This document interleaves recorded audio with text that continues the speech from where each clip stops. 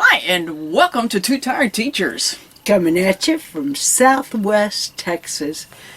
And what a wonderful trip this has been. And I gotta tell you, this is one of those places, if you just drive across Interstate 10, it's brutal. I mean, there's just really no way to say that other than it's not fun. But if you take the time to get off a couple of times, it can add so much, and there's really a lot to see and do. And we're letting you know just a few of the places you might want to get off. One is actually a scenic drive, and I'm going to show you this. It went by Fort I don't remember. We drove by there. Unfortunately, it was not open on the day we were there, but it's one of those things that this road runs parallel to Interstate 10. Yes. And so it's a stop that you could add 30 minutes or an hour to your trip, or just kind of a 15-minute you drive by. But it's a historic site. There is no camping or anything like that, but it's run by the Texas State Parks Division. And I enjoyed just driving by there. Yes. We'll tell you there's a picnic area that has no trailer parking, but it had a long section there at the front. We were able to park, and it's a nice overlook. And it tells you going in, there's nowhere to turn around with the trailer. Yeah, that is a do or don't, but that was one of those just kind of, hey, let's take this. It's running right beside Interstate 10. Okay. If you exit at Balmorea, and you may have never heard of Balmorea, we actually stayed at that park, and I will tell you by the time this is uploaded, it may be open for camping again. It may not. Call and check. It's been closed for a couple of years. We were there September 30th, I believe. It was the very end of September. And the lady said their goal, they're hoping to have it open for camping in the spring of 23. They have redone sewer, they have redone some electric, Wi-Fi, and are working on redoing the lodge. Whether or not that will be available or not, we don't know. But, so why would you want to stop there if it's not open for camping? It is the oasis in the desert. It's wonderful. 15 million gallons of water a day pumped through the pool at the spring-fed pool at Balmorea. That spring not only provides water for irrigation in that area, but we also drove out to Lake Balmorea because it's fed by that spring. And the lake is, by the way the way the water goes, because you can see the aqueduct going out there. 6 miles later, it empties into this lake. And the town, it goes through the center of town. There are picnic tables. We had a picnic there. Yes. And it's worth stopping there if you're going to have a picnic anyway. It's a cute area. And another video we did make was about picnics, and that's because the pictures you're going to see of picnic areas are all here in the Southwest. And we talked about some of the advantages, and you can see through some of these pictures, it's just getting to be a part of this area and some amazing overlooks. Okay, if you keep going south, and what we used as a kind of a hub as we were doing many of these things was Davis Mountain State Park. That is a park you're going to need reservations in, especially in the summer, as far in advance as you can get. We were there during the week, and you know, a lot of our Texas state parks that are near metropolitan areas, during the week they're pretty well open. You can have just about any site you want, but then the weekends they're full. This park had a number of people there pretty much the whole time. And they were having a fiberglass as we were leaving, so there were a lot of Oliver and casitas and etc. But from Davis Mountain State Park, you are 12 miles? 12 or 13. From the McDonald Observatory.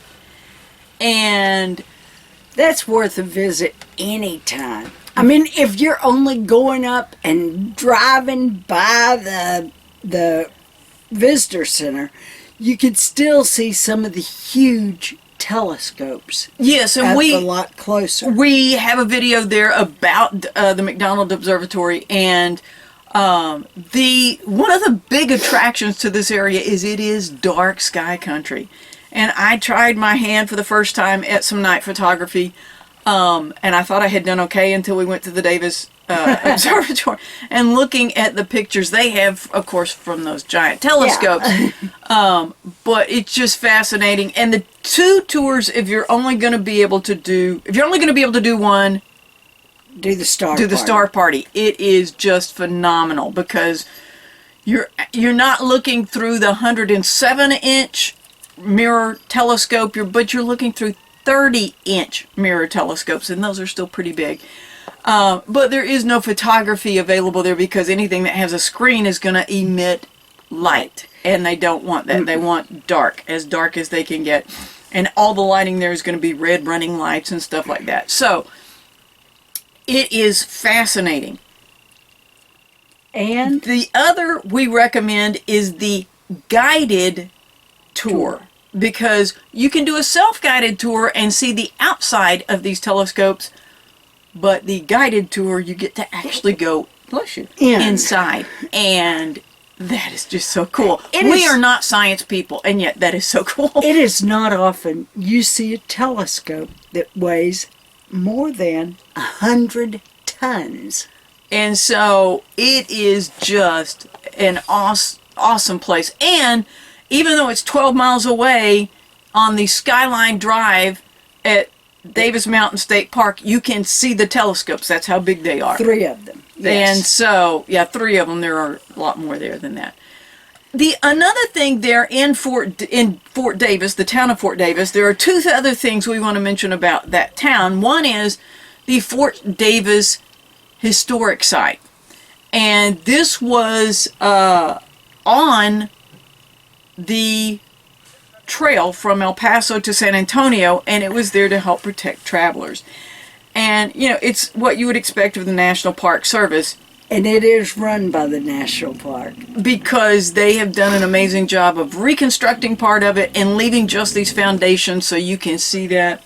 If you're there in peak season, sometimes there are guides actually out on horseback and in uniform to show you, to give you information. But it is a very interesting stop and well worth your time. And there actually is a trail that connects the Davis Mountain State Park and the National Park, but it was snake season and the trail did not look that great, so we didn't even attempt it.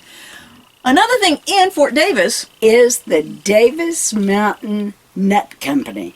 And I didn't sample this time. We were driving past and Mylena kept saying, I wonder what kind of nuts are indigenous to this area. I just can't think of any. I mean, we actually live more in pecan country. There's a major pecan company just down We grew there. up in pecan. And we're like, this isn't it. Well, he imports pecans. They've been doing this for 20 years. San Saba. He and his brother have been running this for 20 years. They've got it down. Let me tell you. We made a little video about it just because it's one of those places you hope you find. And if you don't catch that video, 2 of their flavors, the jalapeno and Salted jalapeno. and the salted roasted, are going national. They will be national by the time you see this. And you can check out their website. It's fascinating. But then from there, we went on to the Marfa viewing area. A couple of things about Marfa Lights. Now, this is, we were there the last day of September. Last day of September in Texas is not really cold. It is, in most places, it's still summer. At night, though, both in the Davis Mountains and at Marfa Lights, it's getting chilly. Yeah, the nights are cooling off the end of And so you'll September. want to have even in the summer, long pants and a jacket. For the observatory, especially, Marfa, these places do cool off some at night, and so yeah, you want to be prepared for that. But the Marfa lights, do not think that it's going to be Northern. the northern lights. It is not. It is. They're not sure what causes it. They're still not sure what causes it. There's a lot of information out there about the history of the area, and the lights were first recorded being seen in I believe it was 83 by a rancher, so before electric lights. But the Native Americans had also seen these lights. They don't know if there's some sort of gas emission out in that area or natural gas or something, but it causes some lights. You may or may not see them. One night we were there were just a couple of people overnighting there, and then on our way out, there were 7 of us But that it was overnighted. the weekend. It was Saturday. It was Sunday night, yeah. And so, Saturday night. So, anyway, it was, it's a fun stop and something else to see there. Okay, on your way to Big Bend, there are actually a couple of roads that go down. I believe it was 118. We had seen there was some dispersed camping. And there's not that much in Texas. And so we had decided, based on the pictures and the information we had seen, we were going to drive out there. And so instead of going over to Marathon and heading down to Big Bend, we went down 118, which is kind of a parallel road, and it actually takes you to Big Bend headquarters, a little further down in the park. Remember, that park is massive. Yes. I believe, I don't have a clue. I think it may be the largest. If not, it's certainly on scale with Yellowstone. It has various geological or regions and stuff. And so anyway, but we got down to Elephant Mountain, and we're going to include this because if we can save you a trip, and it may have been the time we were there, the 1st of October. But when we were at the Fort Davis, the man, when we asked about the trail, his big comment was how active the snakes are, and they had signs up inside. And the first guy said rattlesnakes. And so that was in the back of our mind. And then we get out there, and the ants in the parking area for the campsite. I mean, I pulled in where I thought we might stop. And at the back of the trailer, there are big ant mounds, and where the landing gear would go down, there are big ant mounds. In front of the van, there are big just ants everywhere, all over the ground. There's no way we'll be able to keep them out because we can't park without being on an ant mound. And the little section between you and your table was clear, but then there was growth 6 feet right tall outside. all around. And so there were other people there. You do have to have a permit if you're going to stay there, but that's why we drove out, was to check it out. So we made a video just so you can see what that area is like. Big Bend is a big draw. We want to tell you, if you're going to be there, you do need reservations. There is particularly dispersed. in the national park. We don't know about the state park. The state park doesn't have camping, I do not believe. Okay. But the national park, even the dispersed, you need permits for. And we had those several years ago when it's COVID and it got canceled. And so we'll tell you what we learned then was, even if you're out in dispersed sites, you may not use generators because they want as little impact on the area as possible. So, Javelina are in that area, and they can sneak right up on you. But anyway, this has been, it looks like there's nothing when you look at a map of West Texas. That little section. Oh, and Monahans Sandhills. We did that one actually a few years ago. It's a little bit north. And one other thing we've forgotten to say, and that is, if you're in this area in the summer, oh, bless you, it's going to be hot. Or early Trust fall. us.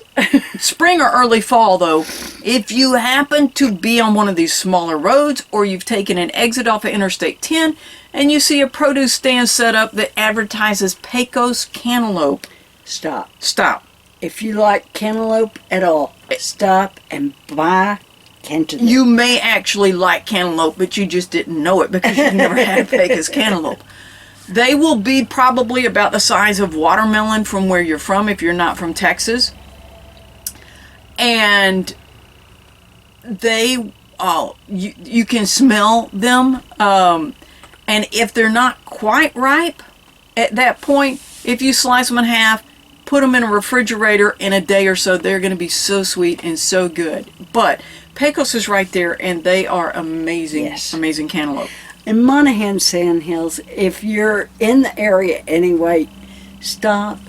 It's reminiscent of White Sands, New Mexico, Or- in that they have the big sand hills you can slide down. Or the Sand Dunes National Monument in Colorado. Yes. It has the sand dunes, and it's one of those deposits that's just there.